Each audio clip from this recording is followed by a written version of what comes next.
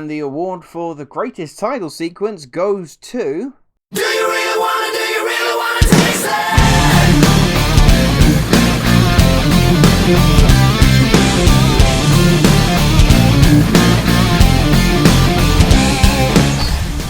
You're a born killer with expertise in every weapon known to humankind. I'm giving you the chance to stay out of prison and work for me. Kill people. Bad people. This is hardcore. Be a handler in the field. John Economist, Tech and Tactics. And this is our new recruit, Adebayo. You don't have to shoot people after you already killed them. How's it going, guys? Welcome back to my channel and time for another episode of Luke's TV Reviews, where James Gunn is back once again playing in his DC sandbox, this time turning his attention to a man focused on achieving peace no matter how many men, women and children he needs to kill to get it in Peacemaker. Just a heads up, this review will contain spoilers for the Suicide Squad as well as the Peacemaker show and the finale itself. The last we saw of Christopher Smith, he'd been shot in the throat by Bloodsport after turning on the squad and killing Rick Flag. Now, having been saved, he is once again recruited by a subdivision of Task Force X to help prevent a total alien invasion, as well as attempt to make amends with his father.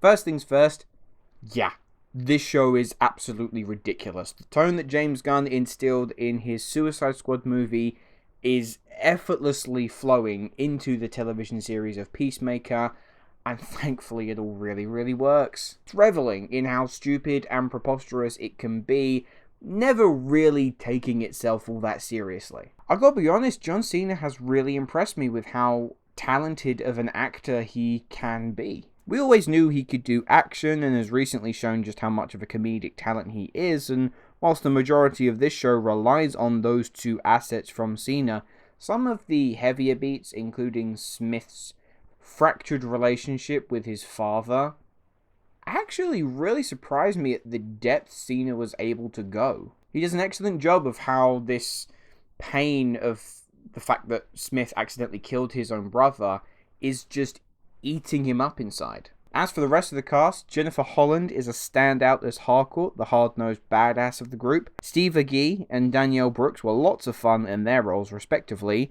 and Robert Patrick does a worryingly good job playing the racist dickweed that is Smith's father. But the MVP of the entire season has to be Freddie Stroma as Vigilante. Every time Vigilante popped a zinger, I was in hysterics. The sheer batshit insanity of this character could have fallen flat on its face, but Gunn does an incredible job writing the sheer stupidity of him that it comes off so endearing at the same time. As for the action, well, as to be expected, it is bloody, brutal, excessively violent, the kind of things you would expect when James Gunn is let off the leash.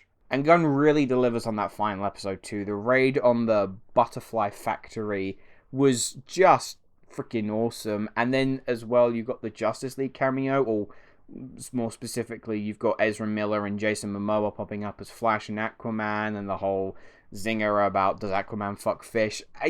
Genuinely, it just worked. He managed to pull it off, and mad props to him for just going for it.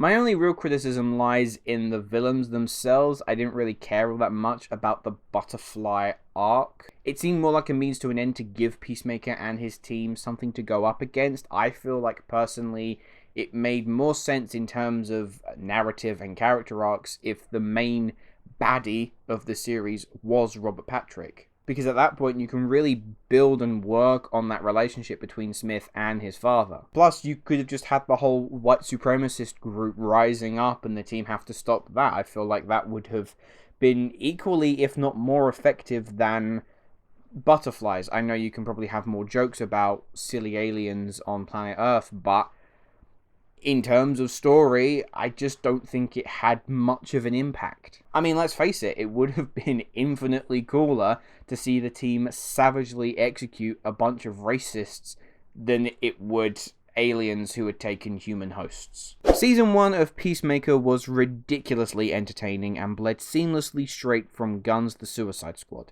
It took the time to flesh out the lead character, with Cena doing some of his best work to date, and the supporting players all do brilliantly too, especially Vigilante. And whilst the villains may have felt a little one-dimensional for my liking, there's plenty to love about this show, and hopefully Season 2 comes sooner rather than later.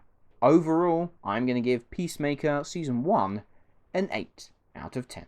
Anyway guys, those were my thoughts on Peacemaker Season 1. Let me know, have you had the chance to see the show yet? What did you think? Leave your thoughts in the comments below.